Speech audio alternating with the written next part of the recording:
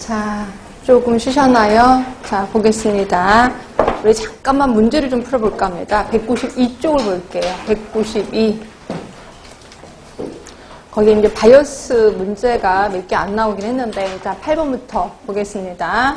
자, 역학 연구 결과 해석 시 고려되는 바이어스 중에 다음 사례와 부합하는 것은 됐고요. 이는 교육청에서 나온 문제거든요. 자, 면접 과정에서의 바이어스, 대리응답에서의 바이어스, 회상 바이어스. 아까 우리 회상 바이어스 기억하시죠? 이거는 선택이 아니라 정보 바이어스였죠. 그래서 대상자로 하여금 정보를 얻어내는 과정에서 바이어스가 생긴다. 그래서 답은 2번인 거고요. 그 다음에 9번 보세요. 자, 9번 보시면 특별한 중재를 받지 않아도 연구에 참여함으로써 행동의 변화를 유발하고 요인 자체의 변화를 가져오게 된다. 했던 거 기억하시죠? 이거 어디서 일어난다고 했어요? 코호트 연구에서 일어나는 거. 호손 효과. 그렇죠? 자, 그러면 10번. 요게 이제 말이 많은 문제였거든요. 자, 다음 중 자살에 대한 조사 연구를 실시하는 경우에 확률 표본을 추출해서 자살 경험자에게 직접 조사를 했다. 자, 보세요. 자살에 대한 조사 연구야. 그럼 어떻게 해야 돼? 자살한 사람을 신경 써야 되겠죠. 그렇죠? 그런데 자살 경험자에게 물어본 거예요. 근데 자살한 사람한테는 물어볼 수 있어 없어? 이미 돌아가셨으니까 물어볼 수 없는 거죠. 그래서 이거는 무응답 바이어스고, 근데 솔직히 여기에 보기 중에 선택적 생존 바이어스가 있다면 그걸 답으로 하셔야 됩니다. 왜냐면 살아있는 사람에게만 한 거잖아요. 그래서 선택적 생존 바이어스가 있다면 그걸 답으로 하셔야 되는데 답이 없으니까 그랑 비슷한 무응답 바이어스, 대답을 할 수 없다는 거죠. 그래서 답을 2번으로 하시는 게 좋을 것 같고요.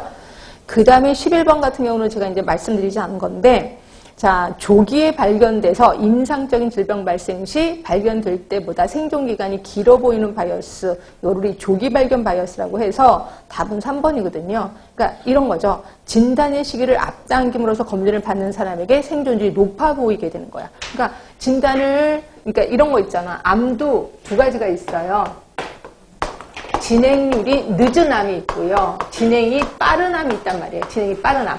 예를 들어 진행이 늦은 암 대표적인 게 뭐가 있죠? 갑상선암. 그러니까 갑상선암 같은 경우에는 내가 조기 진단을 그냥 받았어. 진단을 받은 거야. 그래서 갑상선암이래. 그러면 그다음부터 이제 관리하나요? 근데 솔직히 관리하네요. 내 의사들은 그냥 지켜봅시다 이렇게 얘기를 해. 그런데 내가 이미 조기 발견을 했고 그다음에 그로부터 내가 한 30년 살았어. 그럼 나는 암이 되고 나서도 30년 동안 살았다 이렇게 얘기한다는 거죠. 그래서 발견하지 않으면 몰랐을 거를 미리 발견해서 마치 오래 사는 것처럼 착각을 하게 하는 거. 요거를 우리 조기 발견 바이어스라고 하는 거예요. 말 그대로. 근데 그때 당시에 영어로 나와서 이때 사람들 많이 힘들어 했었죠. 이렇게 있고. 그 다음에 아까 계산하는 거 있다 그랬잖아요. 그 계산하는 거 마저 하고 갑시다. 아까 그 문제가 맞았는데 제가 아까 슬쩍 지나갔는데 일단 95번부터 이건 아주 쉬운 거니까 95번부터 들어가겠습니다. 자, 흡연자 1000명과 비흡연자 200명을 대상으로 폐암 발생에 관한 전향적 대조조사를 실시한 결과 흡연자의 폐암 환자 발생 20, 비흡연자는 4명이래요. 그럼 비교 위험도, 상대 위험도를 구하라는 거지. 그럼 상대 위험도는 뭐예요? R1에서 비교 위험, 상대 위험도니까 R2분의 R1. 맞지? 아니, 맞나? 상대 위험도. 맞죠? 지속 위험도가 아니니까. 자, 그러면 R1이 뭐였었냐면, 1000명 분의 20명. 예, 그리고 R2가 1000명 분의, 2000명 분의 몇이에요? 4명. 이렇게 해석하면 되는 거죠. 그래서 계산만, 산수만 하면 답이 나올 겁니다. 자, 그래서 답은 4번이었고요. 자, 그 다음에, 답이 4번이 맞지? 자, 그 다음에 102번으로 가세요. 102번. 자, 요게 이제 말이 많았던 문제 중에 하나인데, 이게 이제 서울시에서 나온 겁니다. 어느 질병 연구에 측정해서 비교 위험도가 2래요. 비교 위험도가 2니까 뭐예요? R2분의 R1이 2란 말이에요. 2. 그렇죠? 2 했을 때 기속 위험도를 해석하는 것으로 가장 알맞는 것은 이렇게 나왔어. 그럼 우리 기속 위험도를 뭘로 봤었냐면 R1에서 R2를 빼는 게 기속 위험도랐단 말이에요. 그러면 얘가 2면 뭘로 잡을까? 얘가 2라고 잡고 얘가 1로 잡으면. 그렇죠? 그럼 얘는 2에서 1을 뺀 거지. 그럼 1이라고 보겠네 라고 생각하잖아요. 그래서 답은 그러면 기속 위험도는 1, 0.1 또는 10%다. 그래서 답을 아니지 3번이라고 하지. AR 그러니까 기속 위험도는 1 또는 100%이다 라고 해서 답을 3번으로 해야 되는데 뜬금없이 답은 2번이에요. 그럼 이게 왜 그래요? 라고 했는데 아까 혹시 기억나세요? 기소위험들을 기소위험 100분율로 생각하기도 한다 라고 했잖아요. 근데 잠깐 보세요.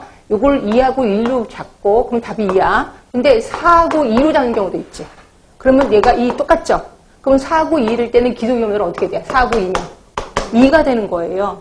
그럼 또 여기를 6하고 3으로 잡읍시다. 그럼 2가 똑같이 돼. 그럼 여기서는 6 빼기 3 하면 또 3이 되는 거야. 그러니까 계속해서 기소위험들은 수치가 늘어날 수밖에 없는 거예요. 그렇죠? 그래서 이럴 때는 기소위험 100분율로 하면 딱 똑같아집니다. 자, 기소위험 100분율로 볼게요. 아까 기소위험도나 기소위험 100분이랑 똑같이 취급한 학자들도 있다라고 표현했었잖아요. 그래서 기소위험 100분율로 하면 자, R1 분의 R1 R2였거든요. 그러면 자, 2고 1일 때야. 자, 2하고 1. 그 다음에 여기 2. 그럼 답이 뭐가 나와요?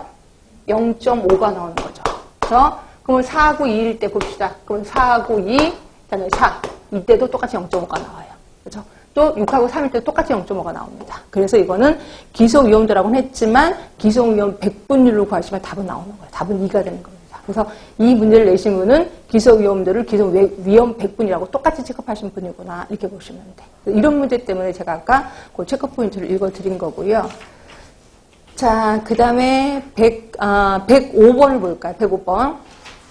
제가 아까 2차 발병률 얘기를 좀 안 해서요. 자, 우리 아까 발병률, 발생률 이런 거 배웠는데 2차 발병률이라는 게 뭐냐면 자, 이런 거예요. 어느 한 공간, 이 공간에 그 병을 갖고 오신 분이 들어왔어.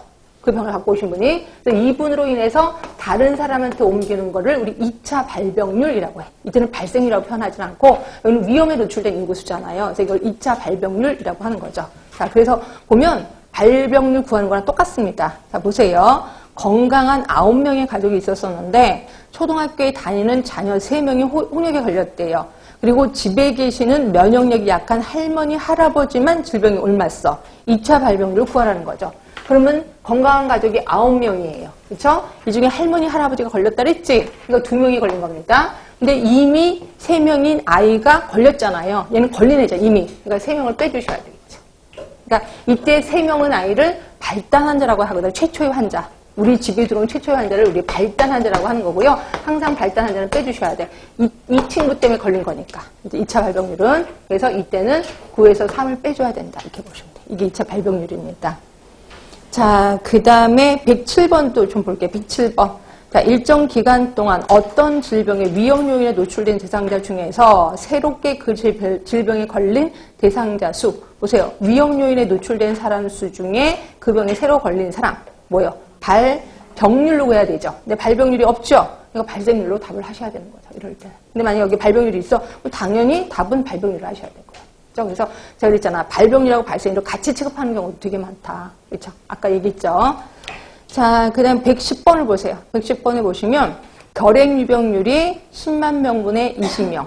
결핵 발생률이 10만 명분의 5명일 때 결핵의 이완 기간. 이거